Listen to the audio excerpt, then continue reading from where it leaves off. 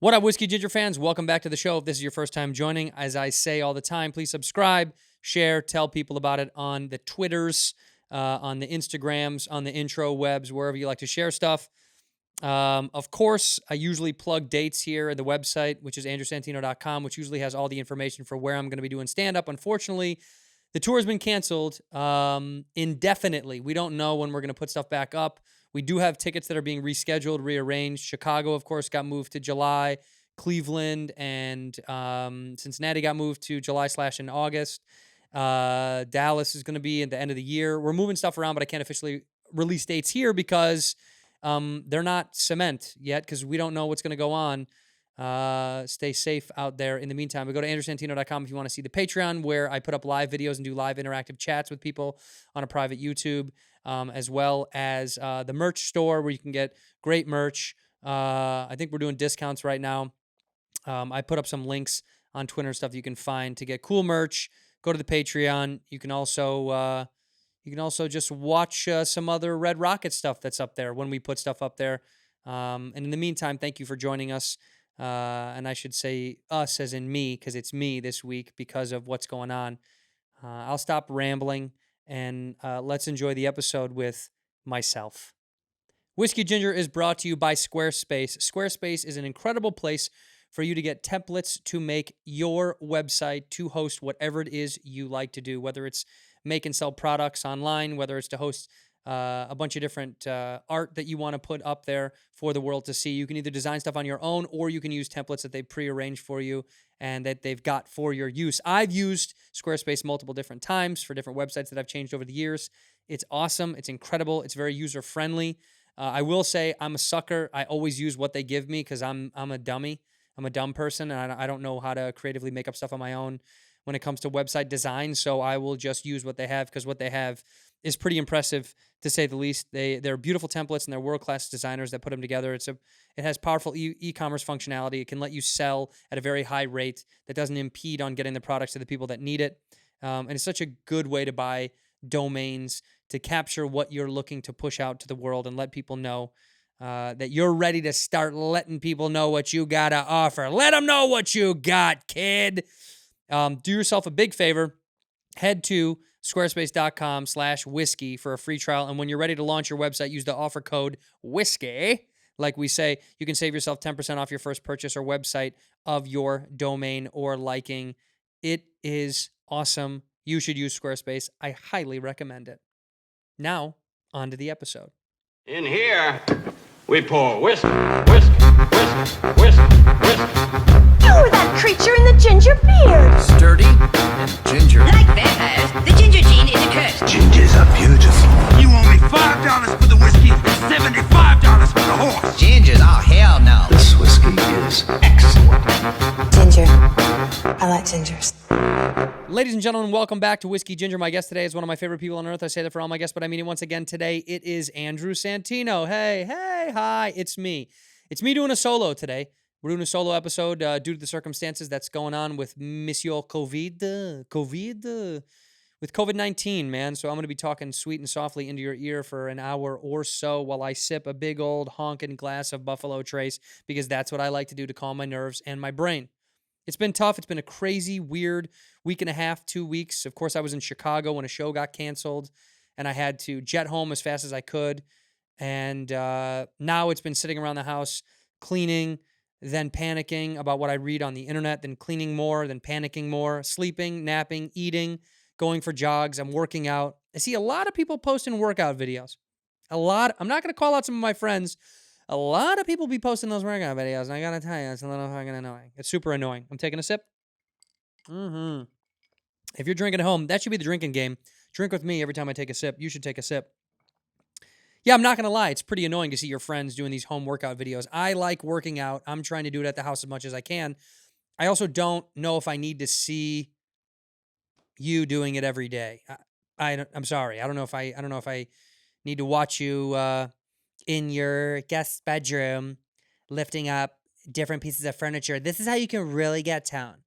So if you just grab like one of these flower pots, usually like 2 to 4 pounds, and you can lift it. You can do squats. You can act as a kettle pot. Isn't that the pot calling the kettlebell black? And I'm at home. It's annoying. It's annoying. I don't need to see you. I got challenged the other day by Kendra Luss to do a booty photo on Hump Day Wednesday challenge. That's funny. I'll put my tushy out on the internet for a laugh. I just don't want to show you me running and working out in my house because it's embarrassing. It just looks weird. I was dancing the other day. I would put on Diplo's radio on Spotify, and I was just dancing in the room, jumping up and down and doing like up downs, and I look like a moron. And for fun, I was gonna record it, put it up on an Insta story, to show how stupid I look. And even that I couldn't do because I was like, you look so beyond dumb doing a workout by yourself and recording it. I just can't. I can't join. I cannot join. I apologize. I got to sit out. I'm going to sit out on this one, Coach. No, I'm going to take a seat. So I had to sit out and relax. But I hope people are finding ways to entertain themselves. Of course, I don't have a guest this week. Maybe I'll have one next week. Maybe the next week. I don't know, man. It's kind of uncertainty right now. A lot of people have been dropping out. A lot of people are nervous. A lot of people have families. I understand that completely, wholeheartedly. I'm even tempted to not do these anymore with guests. Maybe just do a couple of weeks of solo. Maybe do a phoner. I'm trying to put it all together just like you guys are. So a lot of people are probably like, "Whoa, what's up, man? No guest. I don't really like solo." That's fine. I'm sorry. There's nothing I can do. This is kind of, a dire circumstance. It's a national/international emergency. I read on the computer the other day that 20,000 people died, and that just shocked me. And I don't want to get into it. I don't want to get into the depths of COVID because I know people are trying to listen to this stuff to hopefully bring them a little bit of joy in a time that's whack. But, it's daunting, to say the least. Let's just say that. It's daunting. It's sad. It's disgusting. I hope we make it out of this on the good side. And it's scary and sad. But that being said, stop posting workout videos, dude. I don't want to see it. In the meantime, the world has taken a very big liking to the Tiger King. Just what a documentary. What a series. How bad do you want to see a follow-up? I mean, good God. Joe Exotic in jail, It's so much ripe material there. I can't wait to see what happens. Doc Antle, I mean, this guy is a predatorial sex monger.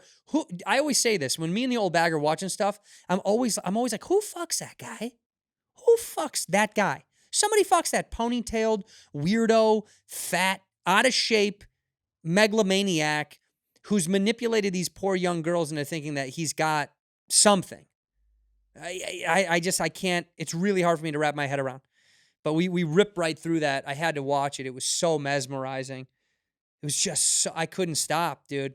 It screamed Florida, but it mostly took place in Oklahoma, which is ironic. It screamed Burt Kreischer. It screamed Kreischer-isms, Kreischer lifestyle, I love how they conveniently left out how much meth was being used. Did you find that fascinating? The amount of meth that was being used to turn two boys who were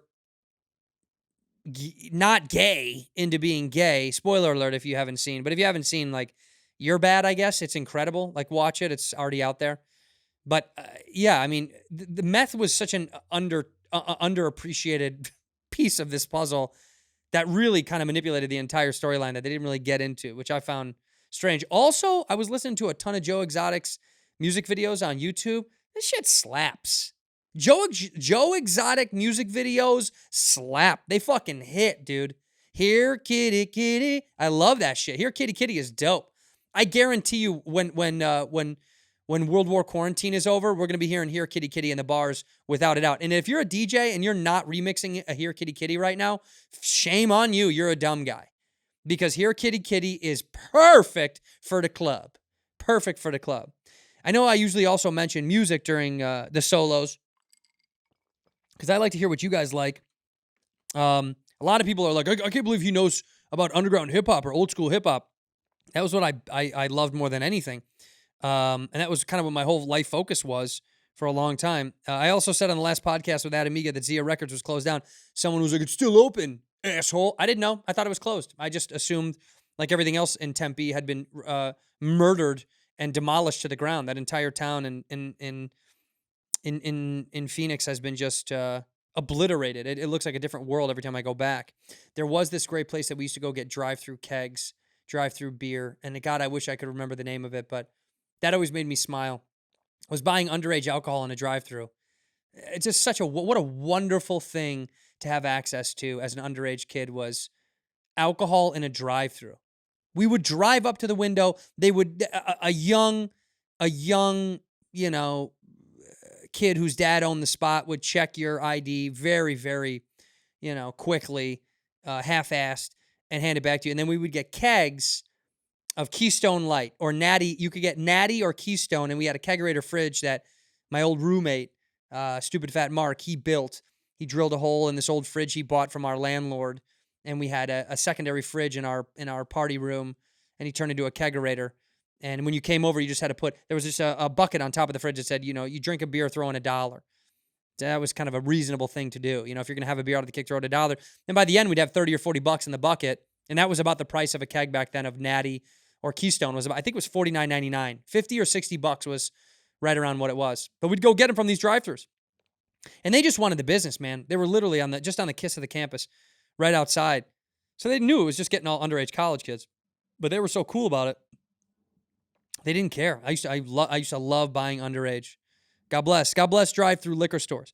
Let me tell you guys what I'm listening to now, just so I can hear what you guys are listening to in some of the comment sections and all that stuff, and the replies I like to get online of like, oh, I love that stuff too. DJ Pool Boy. I don't know if you guys know DJ Pool Boy. Pool, Pool Boy, Boi. DJ Pool Boy has a great song called "It's Good to Hear Your Voice." It's very ominous and it's looming. I tend to listen to the music that's going to match the mood of what's happening in my life. And lately, of course, I've been a little bit drab, a little bit out of it. Tycho, been listening to a lot of Tycho, Tycho. Love that. There's an incredible song by, I can't even pronounce this, Boogie Belgique, Boogie, and the song is called Goodnight Moon, and good God, it's a great cut. DJ Snake is in here, a little bit of Fortet. Fakir or Fakir, I don't know how to pronounce it. I think it's Fakar, Fakear. They're phenomenal. The Heavy is great. Caravan Palace, Odyssey, a little bit of Roddy Ricch for your boy. I gotta have some of that stuff in there, man. Ali Boombaye by The Game, which is a good throwback track I've thrown in recently. Black Pumas I've thrown in recently again. Kygo came back to.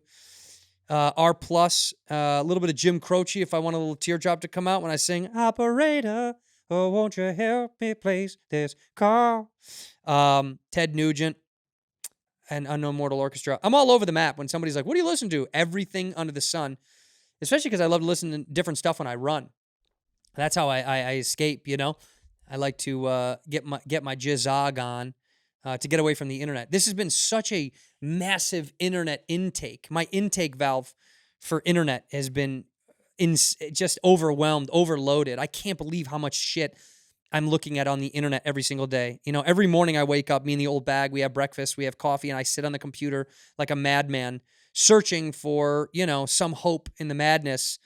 And God, if I get another meme with that big black dude's dick, if I get one more of those, I'm going to be happy. I love it. Not even going to lie. Every time I get one of those memes with a big black guy's dick, it's my favorite. It's my favorite. It makes me laugh every time. I don't care what it is. Some of the best ones I've seen so far are, first of all, the Crying Jordan meme with Crying Jordan on his head. Whoa, is that clever. Whoever did that, very, very good. A couple of Trump press conferences that turn into a video of him, Trump holding a piece of paper, flips it over, and it's the big black guy's dick. I mean, so much fun. I think his name is Meat, and he's passed away. R.I.P. Meat. He's gone to a better place, hopefully. But man, when I get those, it just really changes my day. I know you guys are getting them, so I want you to send in some of your favorites. Go ahead, send it into imasantino@gmail.com. Because I really love it. I want to make a big compilation folder of how many of these I get, because God, they're so much fun. It's just so funny, and it's such a shitty time to have a little piece of comedy, penis comedy, a little bit of dick comedy. Everybody likes a dick joke. That being said, I know he's passed away, and I don't think it's right to monetize off of his death, but I do think it's nice to pass something around to, that makes him immortal. That immortalizes this guy. It solidifies him as, one of the greatest, doesn't this make you feel good during a bad time guy, And I know it's a shitty time. It's a crazy time. It's wild. It's weird. I feel scared for my family, myself as well, I guess. I'm nervous like anybody else is, but, you got members of your family that aren't as young as you, and not like the age thing is the only thing. But good God, dude. What's really changed my perspective on everything is how many people rely on getting up and getting out and doing stuff that interact with a lot of people. A lot of their jobs are with other people. Not everyone has the ability to do not only what I do, but to work from home or to work where they work kind of isolated already, where they don't have to, their income isn't dependent upon other people. You really begin to appreciate people like that. People in the medical field who have to rely on, their job is working with fucking people, specifically people that are sick. So thank God. God bless these people. Real talk. God bless these people that take time in their life to take time away from themselves, essentially just to help other people. Cops, firefighters, medical professionals. These people, all they're doing is trying to do for you. That's what's crazy. We get a little ahead of ourselves. We like to blame people for stuff, and we like to say shit that we probably don't mean just because of what's going on in the world. And good God, man, these people, all they're trying to do is sacrifice, for you and for your health and safety. It's commendable as shit, dude.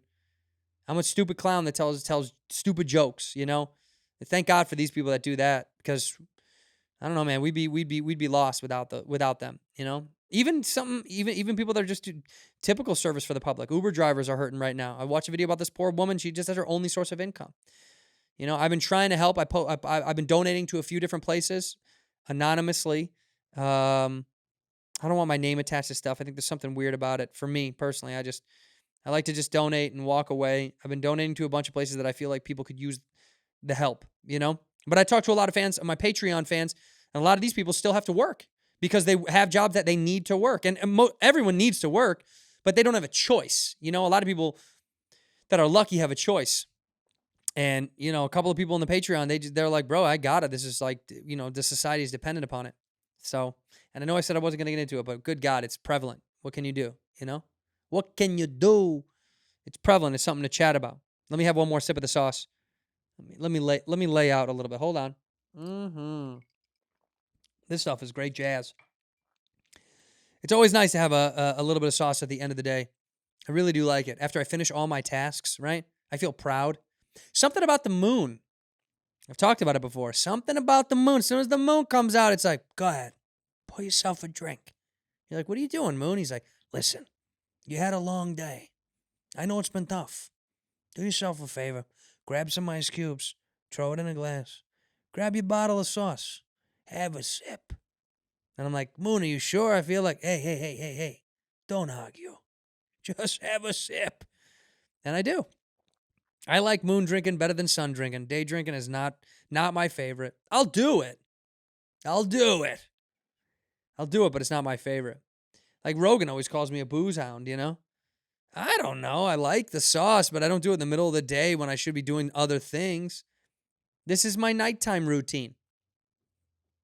And sometimes daytime routine, depending on if there's a sporting event going on. I'll never not have a beer at a baseball game or a football game or a basketball game. It's impossible. It's impossible for me to not want to have a drink at a sporting event. It's a bonding experience. Last time we went to a sporting event live, I was in New Orleans, where I chipped my tooth, doing mushrooms, chipped a tooth in New Orleans. And my buddy we got so tanked, my buddy Jim fell asleep at the basketball game. You big goof. He passed out in the middle of the game. And then we took mushrooms again that night and went out. Man, he was joking about falling asleep at the game. He was like, what? I was drunk. I didn't care. Love that. That's why day drinking's tough. It's hard to last. You're slamming shots and playing beer pong, I hadn't been to a bachelor party in a long time. It was a wild ride for me. Bachelor parties are, usually bachelor parties suck. How about that? Usually they suck. Usually they're garbage. They're annoying. There's always one or two dudes in the group that you're like, that guy sucks. Why is he here? But this was great. Everyone was dope. It was very rare. It was very rare. Similar to a time I went out to Catalina Island with a bunch of people. If you ever come to Southern California and you want to really have a beautiful experience, go to Catalina Island. It's a little island. I don't know how long the boat ride is. Maybe 40 minutes, 30 minutes. I don't even know. But it's beautiful. And we went out there with a bunch of people and we had fun. We called it Get Along Island because everyone was getting, it was great. Everyone was contributing, pitching in money and drugs and booze and food, just having a good time. But Catalina's great. It's where the Chicago Cubs used to play spring training. The Wrigley family moved out here a long time ago. He owns a property on Sunset Boulevard. If you ever want to see Chicago Cubs used to play spring training on Catalina, you can go take a boat ride out there and take a golf cart to the backside of the island. You can actually see where they used to play. Highly recommend Catalina. It makes me think, man, I could retire out here. And then I think, yeah, but you're stuck on an island that's super, super small. If one big wave hits, you're fucked. No thanks. Having a couple of these because I'm not driving, not drinking and driving. So I might have 6 or 7. Who knows? No, I probably won't. Probably have 4 or 5. Keep it reasonable, you know? Got to keep it tamed down. I just scratched my nose, a little itch on my nose. I've been disinfecting my hands so much they're cracking and bleeding. And I was running the other day, and I scratched my own nose while I was running. And a woman literally yells at me from the other side of the street. She goes, "Don't touch your face!" And that's why we need guns. I should just be running. Don't touch your... Shut up! Don't touch your face. I haven't touched anything. I'm outside running. My hands are clean. I washed my hands, and then I was running. And it's not like grabbing stuff while I'm running. Yeah, I touched my face while I was running. I had an itch. I've been running almost every day, if not every other day, which is more than I usually, because I'm touring, I've been running, once or twice a week. If I'm lucky, I'll get in a 5 to 8 mile run. But it's been so nice to run on the break, but it's dismal to see, all these businesses close down. I told the old bag that it tripped me out, stressed me out. Seeing these businesses close down, I'm like, come on, man. We got to get back to square one. We got to get these places open, get these people, back to making a living, dude. But, it's been a balance. Every single day has been a balance and a challenge.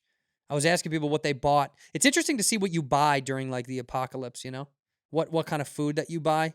Because I was following a dude into Trader Joe's. They let you in chunks. You had to wait in line and go in a chunk. And I followed the dude in. And the first place that he went to was the frozen food section, which I agree with. I think that's smart. The toilet paper and all that shit was already sold out, which is this whole thing. Why are you hoarding toilet paper? If you didn't buy all of it right now, we would all be able to ration it out and it would keep coming in at a regulatory pace, just like it usually does when this isn't fucking happening. Why are you doing that? Don't buy 50 rolls, cunt. Everybody needs some. Buy a couple, and then they can restock it at such a good pace that we can all get what we need. This is why people are shit. This is essentially why I don't trust people enough to say that we could live in a socialist country, because people are dog shit. America's too big.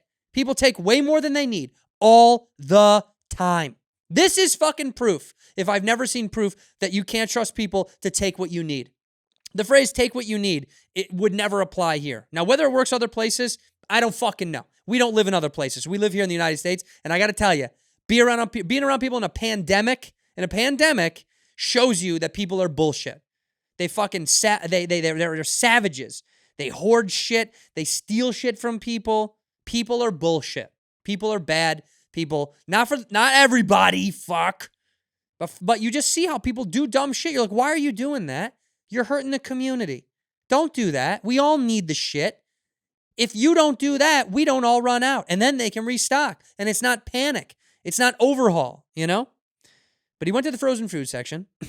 I went right to veggies. I went to the right to veggies and nuts and snacks because I wanted to grab that stuff first to get it out of the way, because I feel like everyone is going to at some point run out of meals to make. And if I got as many veggies as I can get, I can do a veggie and meat combo. That's what I've been doing. Me and the bag have been doing like a protein and a bunch of veggies or a rice. And just to kind of keep it fresh all the time, because you're eating the same frozen shit all the time gets old. It gets tired, dude. Tried to have some cereal today. I hadn't had cereal in a while. Tried to have cereal. And the milk was rotten. You know that? You know what's so funny? It's milk. When milk smells bad, it's repulsive, but you don't taste it right away. Like I ate 2 spoonfuls and I just didn't, I was like, that's weird. But the cereal kind of overpowers the flavor of the milk because it's a little bit of milk. But then I smelled the carton. I almost yarged in the fridge. I was like, that thing. I had that same smell. We were cleaning the gutters on the roof. And a fucking cat in the neighborhood. There's 2 bullshit ass cats that live in the hood. And they get on the roof and they pooped on the roof and it must have gone into the gutter. And I was scooping out leaves and shit out of the gutter because it's gutter cleaning time, March/April. And my God, when I smelled it, that gag that you have when you smell shit, when you're like, oh my God. It's unbelievable. It shocks your core. I can handle pain. I can handle a lot of weird smells. Just like old poop is just, couldn't do it. I almost fell off the fucking roof. And we were up there cleaning stuff because I had another roof leak thanks to the rainstorm that's been going on in Los Angeles. Roof leak. You know how fun that is? I see why my father was always mad. Yeah, grow up and then you see why your dad was pissed all the time. You learn. You're like, oh, I know why dad was angry all the time.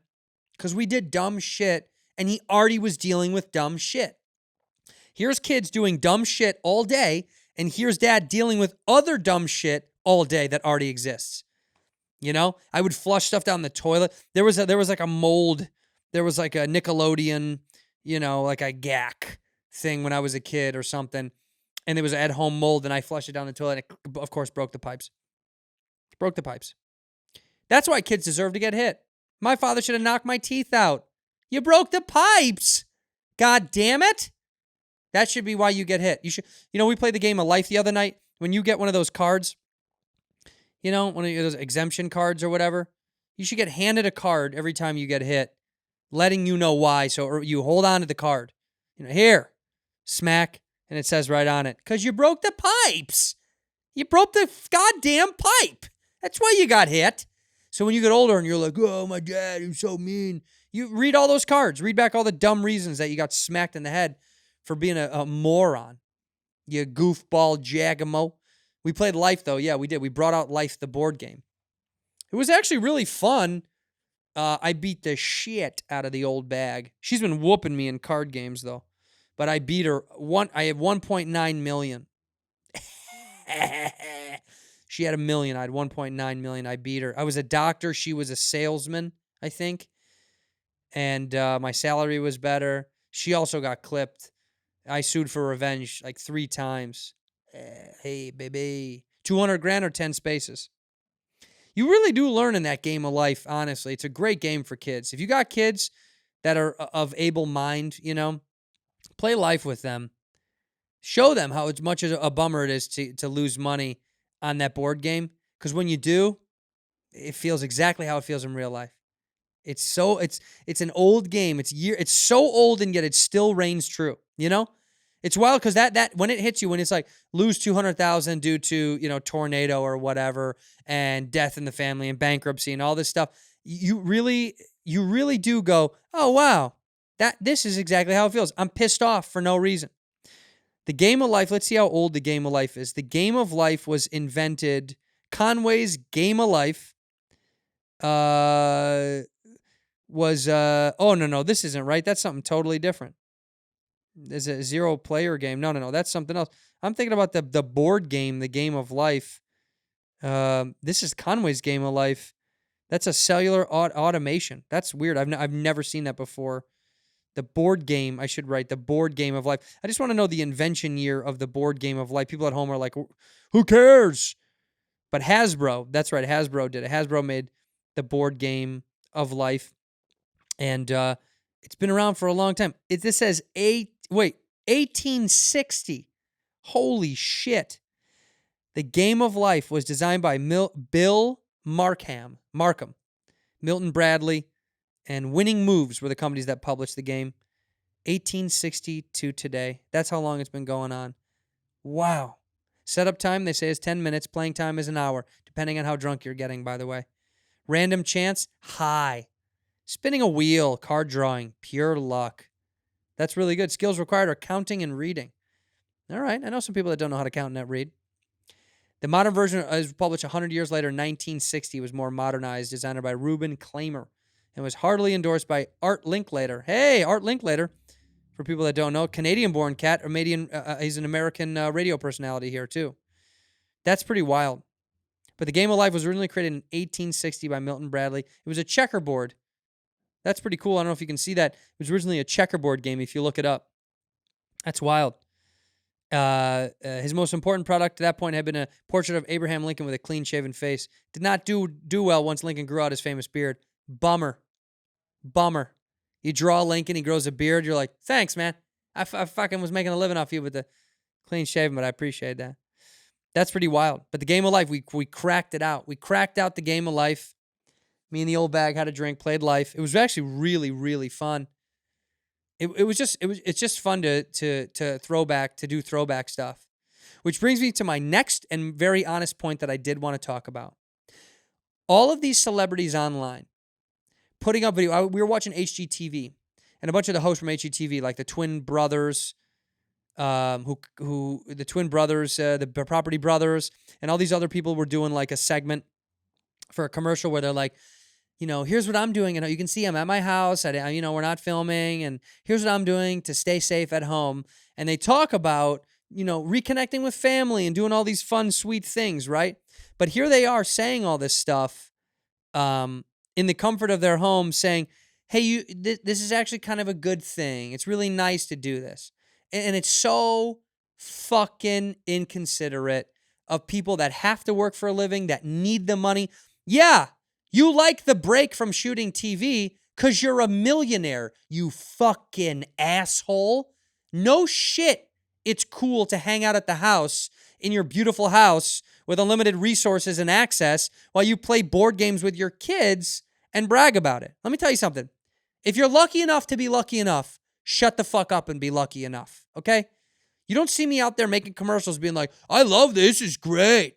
This is great. Thank God for the virus. I feel good at home. Shut up. Why are they putting on TV hosts telling people that this is a great time to reconnect? That's inconsiderate of people that can't, first of all, that can't be with their fucking families and that don't have any income. If you're lucky enough, you're lucky enough, and shut the fuck up.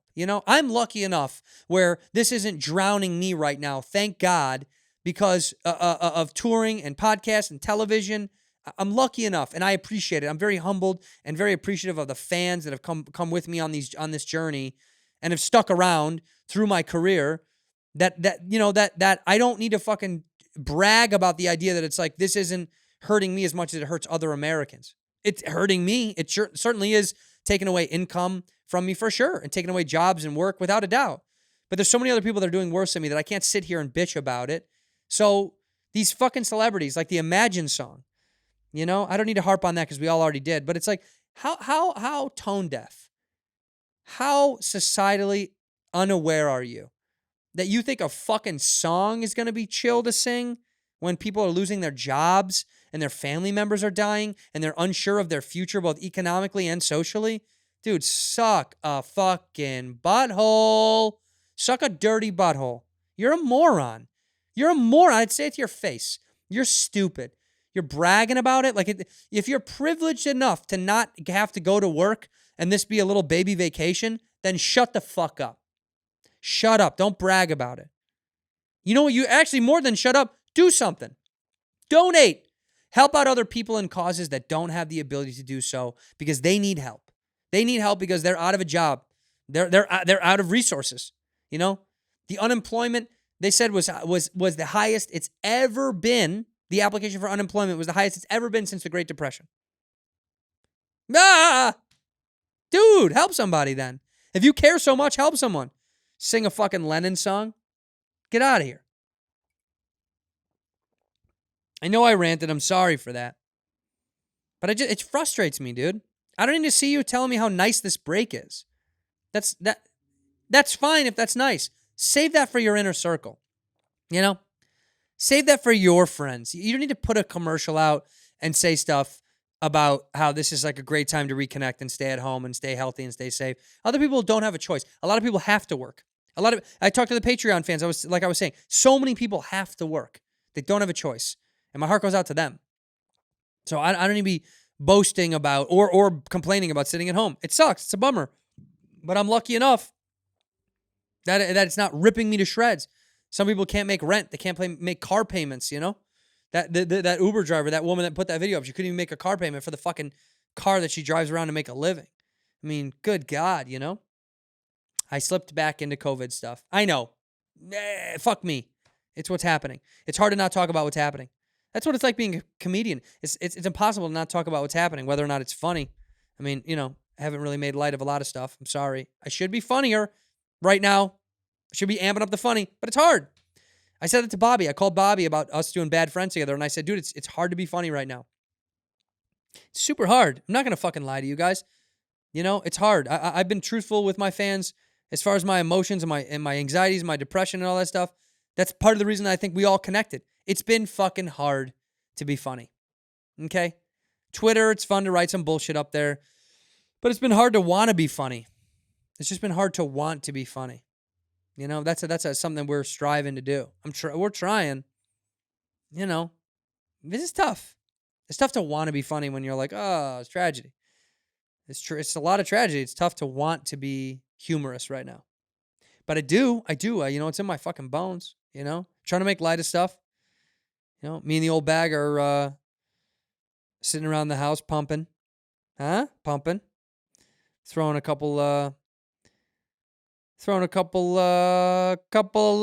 couple loads in there. Back it up. Pumping. I imagine the sex rate must be through the roof. The amount of kids that are going to be born in 9 months named COVID, or it's going to be amazing. How many people are having COVID babies? How many people are getting pregnant right now? It's got to be wild. A lot of at-home fucking sessions. Which I'm down, hey, man, do your thing. I'd love people to record and send it in to me. If you hear your neighbors fucking, send it to imasantinofan@gmail.com. We'll make an audio compilation of how many people are pumping around you. If you hear your neighbors pumping, live in an apartment or something, a condo, you can hear people pumping upstairs, downstairs, side stairs, outstairs, outside. I never was comfortable. I never was comfortable pumping outside. I pumped outside a few times. I don't really love it. It's uncomfortable. I pumped outside on prom night. Prom night, we pumped outside in a park. We did a few things outside in high school. I pumped outside a few times, a few weird spots. My backyard. Pumped outside in my backyard. Pumped in a park. By the way, Pumped in a Park. What a good song. God, where's R. Kelly when you need him? Pumped in a park. Pumped in a park. We pumped in a park. Chicago's finest, baby. What are you going to do? What are you going to do, R? Robert? Can't pee on kids. Can't pee on kids. Can yell at them. Can mock them. Make fun of them. Hit them. Can't piss on them, dude. These are the rules.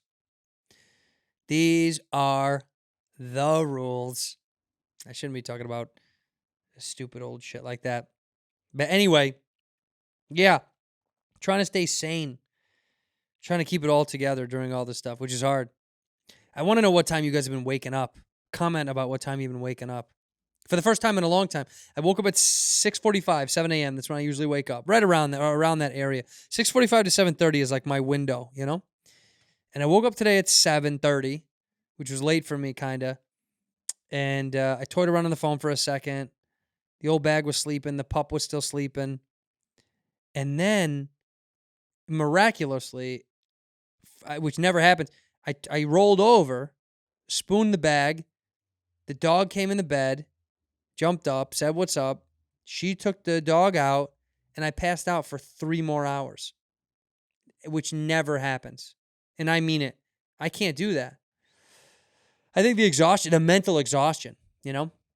It was just like, ugh, what today? What am I going to read that's going to, throw me into a tizzy? So I want to know what time you guys are getting up, what time you're going to bed, what time you're getting up.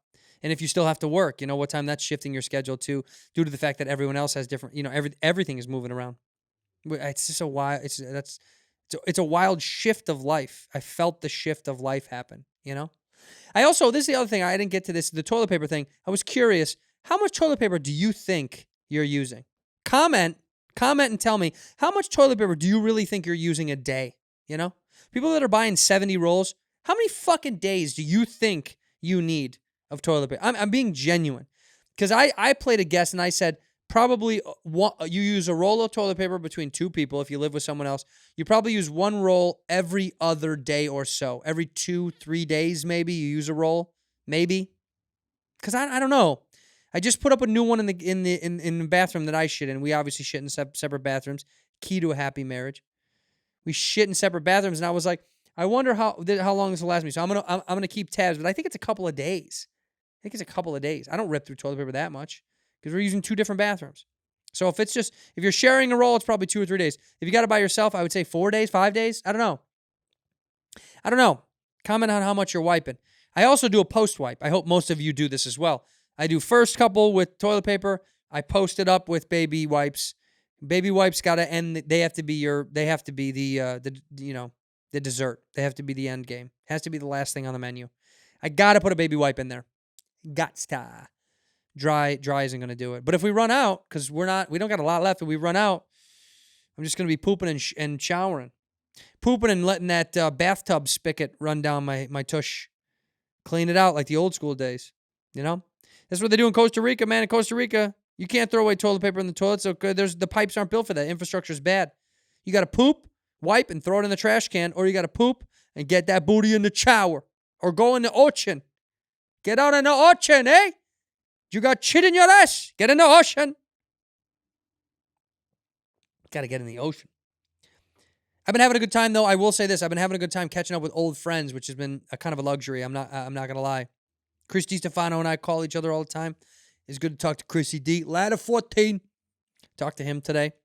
Had a FaceTime with the entire cast of Dave, FXX, and Hulu's Dave, Lil Dicky, me, Taco, Gata, Scooter Braun, who helped produce it, and who else was on the call?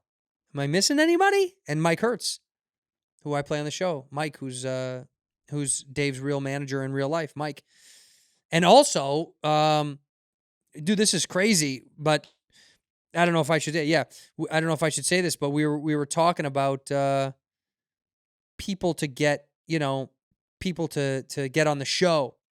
We were talking about Ty Dolla $ign. I did a bit about Ty Dolla $ign that was on the episode last week that I highly suggest you watch. But Bun B, UGK, got on FaceTime with us. I thought that was really tight. It was just wild to talk to him for a second. He was a fan of the show. I hope you watch the show. I hope you like the show. Dave on FXX and Hulu, Wednesdays and Thursdays on Hulu, Wednesdays FXX, Thursdays. I usually don't plug a lot of TV stuff because it's, I know it's out there. If you know it, you know it. But I think it's a fun show, man. We had a great time. And, of all the trials and tribulations of making a new TV show, which is tough because it's new, I'm glad it turned out good. I'm glad people like that shit. Ty Dolla $ign was fun. We did a Ty Dolla $ign bit. Todd Dillison. And he liked it. So I was cool that he liked that shit online. It's just cool to see people like that have a sense of humor. So in the world of hip hop, a lot of people they're cool. You don't know if they're gonna have a sense of humor. They might just get pissed at you. And that was something I learned when I did Punked back in the day. Punked, you learn really fast. People have a sense of humor, or they don't at all. And I understand some people don't want to get punked, but some people definitely did not have a sense of humor. Yeesh. Can't mention any names. I'll mouth it to the camera. Maybe you can figure it out. Somebody that didn't enjoy their time on our show and we never aired was maybe you can figure that out. I've been drinking. Yeah. She didn't like it. She did not like the episode. We never aired it. We had to pull it. Because it was an invasion of privacy or something, or I don't know what she got us on. A lawyer checked us hard. It was an invasion of privacy. But it was a great bit. It was an incredible bit that yours truly wrote back in the Punk days. It was a bit where she went out to dinner downtown. I'll tell it. I'll tell it. I think they got sued for it, but whatever. She went out downtown with a bunch of girlfriends to go have dinner. And downtown Los Angeles is not like many downtown quote unquote places in major cities. It's downtown LA is a rebuilding thing, and different neighborhoods are starting to get stronger as time has gone on. I moved here, 14 years ago, and 14 years ago, it was, you never went down there unless you're buying crack. which then I got a couple of good spots. Flower and 6, no. But yeah, she went downtown to have dinner in one of these like hot spot new areas, parked her car. We knew what car she had because the host at the time is one of her good friends, and he told us what she had. And so we got a dupe of her car. We got a gutted out duplicate. So we got the version of her car was totally gutted out. It wasn't. It used to be her car, but the inside was stripped and the engine was gone. You know, it was just a shell of her vehicle, duped. And she had parked in a lot that was kind of like an under construction lot, but it was very vague on purpose. And we did that on purpose, obviously. She went in the restaurant, they had dinner and drinks. And what we did was we moved her car into a garage that her friend helped us with. And we crane lifted the duped car, which she thought was her car, something like 50 feet in the, I'll say 50 to be conservative. It was probably closer to 70 to 100 feet. It was way, way up. It was insane. Because 50 would be 5 basketball hoops. That's how I think about everything. I always go, that's about 5 basketball hoops because I'm a moron. But we lifted it up in the sky. And she came out of the restaurant. She had an altercation with me because I was the contractor on the site doing all the work. And she was like, where's my car? I was like, we told her we had signs. We had signs, of course, everywhere that she didn't see at the time that we revealed later. And she panicked and freaked out. And she's like, that's my car. Give me my car. And I'm like, no, it was in a spot. The tow company couldn't tow it. We had to move it. So it's up on the crane until we're done. She said, well, when are you going to be done? I was like, tomorrow, the next day. Who knows, lady? Let me do my job. And she was losing it. She was fucking losing it on me. It was really fun, man. She was yelling at me, screaming, all this shit. I'm going to call the cops. I go, call the cops. You parked illegally. Fuck you. What are you going to do? And thank God she didn't call the cops because that usually leads to a bad spot. And she was panicking. And I said, you want your car that bad, lady? You want your car? And she goes, yeah, I want my fucking car. And I go, you want me to put it down? She goes, yeah, put it down. I go, okay. I grab the walkie. I go, put it down. And they release this car, this dupe, and just whoosh, it slams to the earth, shatters, of course, into a million pieces. And she has a mental breakdown. It was insane. It was insane. Also, no offense, but it wasn't that nice of a car. It wasn't that nice of a car. It's not like I crashed a Ferrari. It was like a, SUV. She's a millionaire. It wasn't anything crazy. Yes, it would have been crazy if it happened in real life, but also, I didn't crash like a rare vehicle. I didn't crash like a collector's item. We smashed like an Audi Q5 or something. You know what I mean? Relax. Cool it out. That being said, I know it was punked is always an invasion of privacy, and it really is. But most of the time, people love it because they're with their friends and they see it's a part of a thing. And this was also over a decade ago, so different times. But yeah, she panicked. She hated it. And then even when the friend came out in her real car, she was not happy. Couldn't air it. Not happy. Not happy. It was a fun time in my past of a string of shows that I've done. And like I said, now that's brought me to where I am now. And I will say very proudly, I'm happy. Dave is a great show. Dave is a great show, and there's some really funny, cool people on the show that worked very hard. So I hope people are watching the show. I hope people like the show. I think it's very good. Jeff Schaffer is nothing short of a genius. He is short, actually. He's very short as a short man, but he's a brilliant short man. He directed all the episodes of Curb this past year that I was lucky enough to do an episode of, and he created The League with his wife Jackie, who's also a brilliant genius comedic writer. I shouldn't use the word genius. Genius is like such a throw around. They're both extremely good at writing comedy. Genius is we overuse it. NASA has geniuses.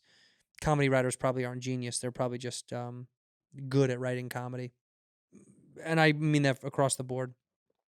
But yeah, there was so many good people to work with on the show. So I hope people's likes it. Otherwise, what can you do? That's kind of my perspective on everything. What can you do? TV's hard to make, man. TV's hard to make, and film is even harder. Kudos to people that can make good film, because good God, is film tough. I haven't seen a movie in a long time that I like. Last night we watched Vegas Vacation. Griswold, which I loved. Sean Wallace, what an actor. Princess Bride. Never mess with a Sicilian when death is on the line. What a line. Iocane powder. He built up an immunity. Princess Bride, Sean Wallace was fantastic, and he was just as good, if not better, in my opinion, in Vegas Vacation, teasing Clark W. Griswold, letting him know he was never going to beat the house. Wayne Newton also. What a weird guy. Chicks used to throw panties at that guy. Some of the jokes in that movie just don't hold up, and some of them really, really do. God, do they ever. I mean, some of those are good. Randy Quaid, wow, was he funny. Cousin Eddie.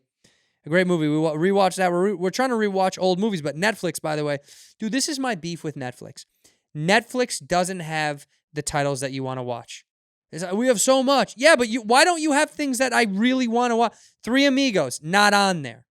Why isn't Three Amigos on Netflix? Brewster's Millions, I wanted to watch it. It's not on Netflix. Big, the movie Big with Tom Hanks. Why can't I see these fucking movies? They're so good. Just buy the classics, Netflix. Buy the classics. There's so much bullshit on there. Netflix has a host of trash, and I mean a host of shitty stuff. They have so much bullshit that you're like, why would they buy that product? Why would they purchase that library, that title?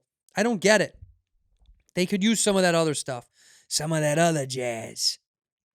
It's just annoying. And I'm Hulu'd up. I'm Netflixed up. We've watched so much stuff. I mean, good God. And I have Hulu Live. I watch Hulu Live TV because I love it. We got rid of the Direct TV. But at some point, you just want like an old classic that you love. And we have a bin of DVDs. I think we're going to crack it out tonight. Watch an old DVD from back in the day. I don't know what it's going to be. The old bag loves Spaceballs. That's the old bag's favorite movie. Spaceballs and Three Amigos, that's oddly her two favorite movies. Shows her comedic sensibilities. The old bag has got a smart noggin. Spaceballs is incredibly smart and funny. Three Amigos is so, so funny. My favorite line from Three Amigos is when he said, "Oh, look, it's a mail plane." He goes, "How can you tell?" He goes, "You can't see the little balls dangling? Come on. Come on." So good. So good. Martin Short and Chevy Chase and Steve Martin. What a combo. What a combo. I mean, good God, My Little Buttercup. The song My Little Buttercup in that movie might be one of my most iconic songs stuck in my head from like My Little Buttercup has the sweetest smile, smile. So good. So good. It rivals so many of the comedies from my youth, because Three Amigos was, a shade before my time, just like Caddyshack, But it was, God damn, was it such a good movie. Tell me some of your favorite comedies in the comments in the YouTube section if you're out there. Let me know what you guys are watching. That's old school throwback, one of your favorite comedies, because I love to see that stuff. I love to see what you guys watch, because I like to rewatch old shit. I love old comedies. Sometimes it's worth buying the DVD, cracking out the DVD player, Just sometimes it's worth cracking it out. Dude, I was looking for a DVD. I cracked open an old case, and inside was a porno. It was a porno doubled up on the actual DVD. How fun was that? Wild, right? The DVD, oddly enough, if anybody knows, is a very specific and very odd reference. Hieroglyphics, the hip-hop crew, came out with a double-sided CD/DVD. It was so weird. It was awesome. But Hieroglyphics came out with this thing, and it was like a tour video of kids like doing drugs, and it wasn't Full Circle. I don't remember what it was called. But man, it was wild. But in that case was that and a porno underneath. Cheers to me, I was like, no one's going to be looking for this. And they're right. I wasn't either. Got myself a DVD porno. I don't know how to play it. Since MacBooks don't come with DVD slots anymore, you got to fucking buy one. And they're like, we did that to make it slimmer. It's like, a DVD is so... You couldn't figure that out? I feel like you could have figured that out. Oh, it takes up space and stuff. You could have figured it out. I feel like they could have hid it behind the screen. I mean, I'm not a computer guy. I'm a moron, so what do I know? I love that. That was a couch quarterback, Should have done that. All right, fat ass. Well, why are you sitting on a lazy boy and that guy is that guy's out on a field every day? We don't know what we're talking about. So much of the time, we're totally lost. And I'm right, and especially me, I'm lost in the sauce. I'm not gonna lie. I'm lost up in the sauce. Commenting about computers like I know anything. iPhone said they're gonna delay coming out with a new phone because of what's going on. Makes sense. Makes sense, because the 11 was just the 10 with another camera. Have you guys noticed that? Has anybody noticed that Apple has slid downhill since Steve Jobs took the dirt nap? I mean, come on, dude. The 11 Pro is the 10. It's the same size. Look up the specs. It's just got another camera. Same phone, another camera. That's it. It's faster. So what? So what? And the 11 Pro, the 11 regular might as well be the fucking 10C or whatever it was. The other weirdo one that they had with all the colors. They keep slipping, dude. They need to come out with something funky, dude. Put a chip in my fucking face. Let me feel it, you know? Put a chip in my face. Let me feel it. People don't want to get chipped up, dude. Chip me up. Put a chip in my wrist. Put a chip in my fucking, right next to my wobbly lobe, whatever this is. What am I, my wiggle wobble, my wigwam, my wobwam. Put one in there. Make me a computer. I don't care. The amount of computers around me already. Make me a computer. Make me one of the computers, dude. I wonder what my computer name would be if I completely turned into a full robotic computer. Yeah. What would I be? My Santino soft. Oh. Often. You ever get out of the shower, guys, fellas? You ever get out of the shower, you have a good dick day? I have a mirror that faces my shower. Sometimes I got out this morning, I had a good dick day. I looked at it, I was like, look at you. Look at you hanging a little bit lower than usual. Look at you hanging a little bit lower than usual. Looking good. Looking good, bud. I gave myself a wink, you know? And when I gave myself a wink, my reflection went, ugh. It's so funny. I want to address a few things just for fun, just because I've had a couple of sauces. People on the show sometimes comment that I manspread. I spread my legs too much. Fuck you. Shut the fuck up. Just listen to the show and have a good time and enjoy the world. Stop dictating about how I'm sitting on the chair. Fuck off. Fuck off, weirdo. Just sitting in a fucking chair. I like to spread my legs. It feels good. Also, I want to comment, people that say I'm on Adderall, it's a bad joke. It's an old joke. It's a bad joke. No, I'm not on Adderall. I've never even done Adderall. I've never done cocaine, never done Adderall. Don't do that shit. I do downers, dude. Depressants. I like alcohol. I like downers, dude. I like to get down. My brain already works at a fast-paced speed. So if it shocks you that I talk at a million miles a minute, it's not because of drugs, because my brain works faster than yours, you dumbo. Hey, you're a dumb guy. Speaking of dumb guys, Shab and Callan were texting me today. I texted Shab. Texted Callan, texted Shab. They both were texting. I texted them on a separate text, and then Shab asked if I wanted to go over there and do the show. Those two bozo idiots. I should go do that show. The Twink and the Stink. I should. Those are my boys. I love them to death. I should go over there and do that. What's going on makes me like, well, should I fucking surround myself with more people? I got to be around Bob already. And you guys know Bobby is, you know? No. He's a cleanly person. Kalila's been hosing him off, she said, in the front yard to make him dance. Like that scene in Tommy Boy when David Spade hoses down Farley and he's like, "You've been eating paint chips as a kid? Did you eat paint chips as a kid?" He goes, "Why?" What a good scene. Good God, what a good scene. Is that Tommy Boy? Am I stupid? No, it's Tommy Boy. Yeah. Rest in peace, Chris Farley. Good God, do we miss someone like you right now? Guys like that were just so unabashedly funny. They would make some great material right now, huh? Better than almost anybody. Patrice, Farley. God, we could use guys like that who just know how to do it, dude. They know how to do it. But I've rambled long enough. I think this was a fun solo episode. You know, I touched on a bunch of personal stuff as much as I could. I appreciate you being around. If you are fighting something in your mental, whether it's depression or anxiety, I've said this before and I will say it again. Please stick to working through it. KIM is that phrase that we use all the time that some of the fans know. KIM is crowned by Tribe Called Quest. Keep it moving. One of my favorite songs. Keep it moving. Yeah, to the KIM. You got to keep it moving. Please stay positive.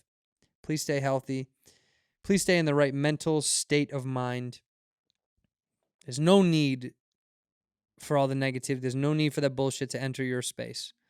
Just do yourself a favor of being happy and confident with who you are. And struggling through the shit is not easy. And I know. And people belittle anxiety, they belittle depression, but I feel it, dude. And I feel it strong in a way that only people that know. And I will say, I promise you stick to trying to work on it and it gets good. When you let it eat at you is when it gets bad. But when you work on shit, man, does it get good. Whether it's talking to somebody, whether it's exercising, whether it's journaling, whether it's creating art, whatever your outlets are, please exercise those outlets because it's important. It very much so is. Don't let, especially what's going on right now, get in here because it's not worth it.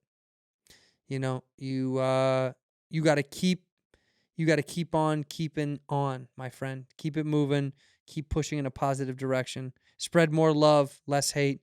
Fuck all that bullshit. Negativity ain't worth your fucking time. Don't do that shit. Have some fun.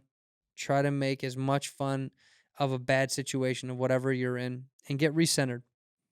We're all flawed. We're all bullshit. We're just trying to figure it the fuck out. So keep that shit moving. I love you very much. I usually end the show with a word or a phrase. And I think in a very, very appropriate phrase for right now in this very moment to everybody that's worried, that's suffering, that's sick, that's struggling is keep it moving. Keep it moving. KIM, baby. Keep it moving. I love you.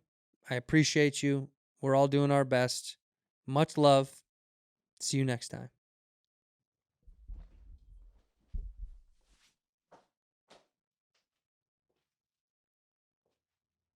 In here, we pour whisk, whisk, whisk.